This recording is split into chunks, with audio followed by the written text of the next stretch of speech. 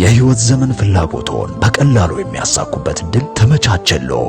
ጨረቃ ብቅ ስትል ሰማያት የምህረት በሮቻቸውን ሲከፍቱ ታላቁ የረመዳን ወር ዑምራን ከሐጅ ጋር እኩል ሊያደርገው ሲመጣ ሚስክ ትራቭልም በአዲስ ነገር ብቅ አለ። ልዩ የረመዳን የህብረት የዑምራ ጉዞ ከሚስክ ትራቭል ከረመዳን 16 እስከ ረመዳን 29 ተዘጋጅቷል።